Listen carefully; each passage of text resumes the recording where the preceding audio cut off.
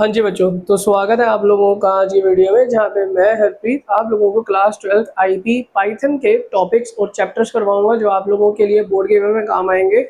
और ये वीडियोस आप लोग देख सकते हो हमारे इस चैनल पे, ताकि आप लोग जब फाइनल बोर्ड एग्जाम्स आए तो आप इसको रिवाइज कर सको और इसको रिव्यू कर सको और आपकी बेटरमेंट हो सके मार्क्स में और आप अच्छे से पेपर्स में अपीयर हो सको। तो आज का जो टॉपिक है वो बेसिक सा टॉपिक है। सबसे पहले तो आपकी बात यह आती है व्हाट इज पाइथन। पहले तो हम पाइथन के बारे में समझने की कोशिश करते हैं। तो पाइथन जो है वो बनाई थी गॉर्डियो एंड रूसो ने। ये बनाई थी 1991 में। और इसको डेवलप करने के पीछे रीजन क्या था कि बेसिकली वो ये चाहते थे कि एक ऐसी प्रोग्रामिंग लैंग्वेज बनाई जाए जो ईजियर टू अंडरस्टैंड हो और ईजियर टू प्रोग्रामिंग हो। और पाइथन की यही दो फंक्शनैलिटीज और यही दो वर्सेटैलिटीज हैं। पहली वर्सेटैलिटी है कि वो ईजी टू अंडरस्टैंड है। आप इसको आसानी से, अगर किसी ने कभी जिंदगी में प्रोग्रामिंग नहीं करी तो वो भी समझ सकता है। और दूसरा, आप बड़ी आसानी से इसके अंदर पाइथन में प्रोग्राम्स लिख सकते हो, क्योंकि इसके अंदर ना वास्ट लाइब्रेरीज होती है। अब मैं इस लाइब्रेरी के कॉन्सेप्ट को यहाँ पे नहीं देखूंगा या यहाँ पे मैं आप लोगों को अभी एक्सप्लेन नहीं करूंगा, क्योंकि लाइब्रेरीज का कॉन्सेप्ट बहुत वास्ट है और उसके लिए एक सेपरेट वीडियो बनाऊंगा। फिलहाल आप ये समझ सकते हो कि लाइब्रेरी एक टाइप ऑफ एक बुक स्टोर है जहाँ पे आप लोगों को अलग अलग टाइप की बुक्स मिलती हैं। बिल्कुल वैसा ही लाइब्रेरी होती है। पाइथन में हर एक चीज़ के लिए एक लाइब्रेरी है, चाहे वो मैथ हो, चाहे वो स्टैटिस्टिकल का काम करना हो, चाहे वो ग्राफ्स बनाने हो, चाहे वो आपको साइंस का कुछ काम करना हो। मतलब you name it and you got a library for it. तो पाइथन की ना ये वर्सिटैलिटी है कि पाइथन के पास बहुत ज़्यादा लाइब्रेरीज होती है। उसी में से एक लाइब्रेरी है पांडास। तो पांडास क्या है, अगर हम यहाँ पे अभी पांडास के बारे में समझने की कोशिश करें तो हर कोई ना पांडास की ना एक डिफाइन बता देता है। वो ये कहता है कि that pandas means panel, D A means data and S means system. यार हर कोई ना इसकी डिफाइन नहीं बताता। हर कोई जो है ना वो सिर्फ इतना सा बताता है कि पांडास जो है वो पैनल डेटा सिस्टम होता है, इसमें डेटा को एनालाइज कराया जाता है, बस आपको इतना सा समझाया जाता है। बट अगर मैं आप लोगों को बताऊं कि पांडास जो है इज अ ओपन सोर्स, ये एक ओपन सोर्स लाइब्रेरी है। Now what does a open source means?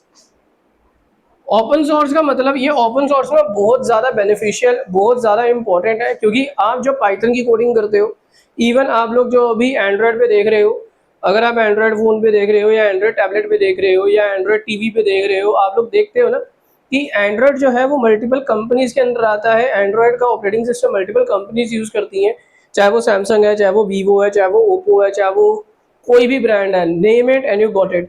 तो वो लोग क्या करते हैं, वो लोग ना एंड्रॉयड का बेसिक कोड लेते हैं जो गूगल से मिलता है, गूगल का बेसिक एसडीके कोड लेते हैं।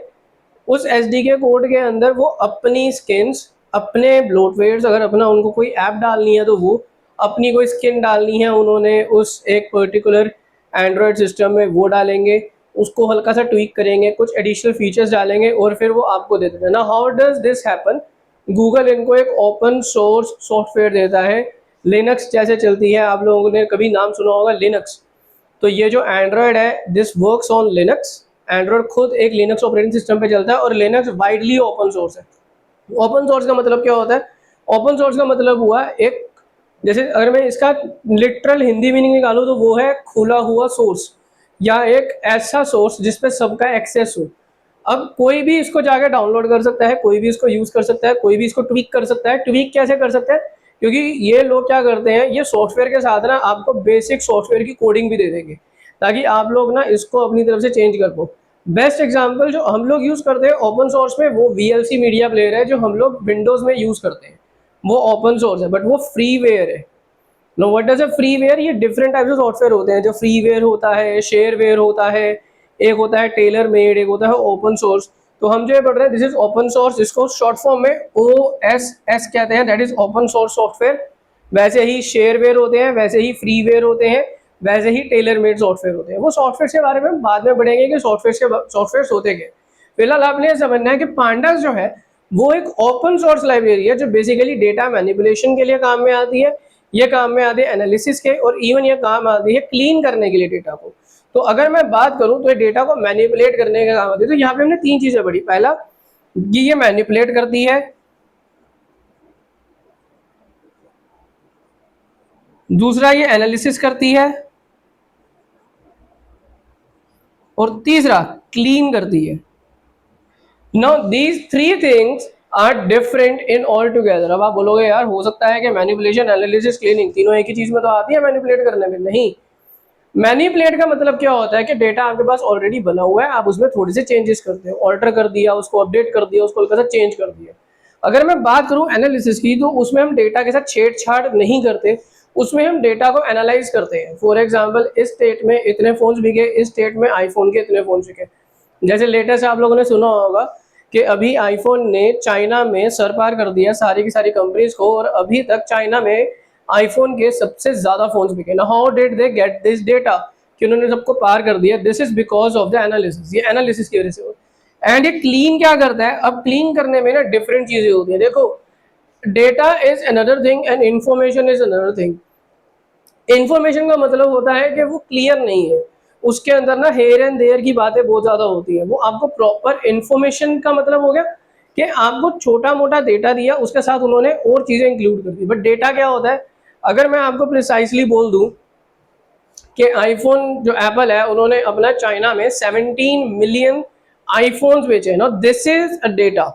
पर अगर जैसे मैंने पहले बोला कि आईफोन जो है वो चाइना में सबसे ज्यादा बिका है, दैट इज एन इंफॉर्मेशन। तो इस इंफॉर्मेशन से आप डेटा को निकालते हैं तो डेटा रिडंडेंट भी होता है, डेटा डुप्लीकेट भी होता है, डेटा मिसिंग भी होता है, इवन डेटा करप्ट भी हो सकता है।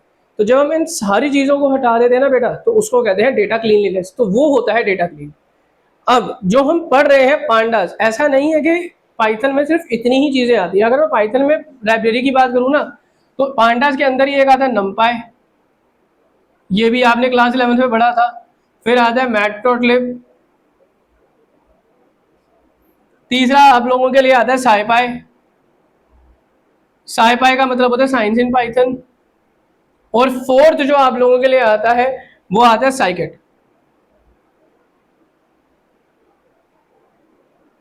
अब आपने जो पढ़ना है इन क्लास 12th, जो आप लोगों के लिए इंपॉर्टेंट है, दैट इज दिस मैटप्लोट्लिब।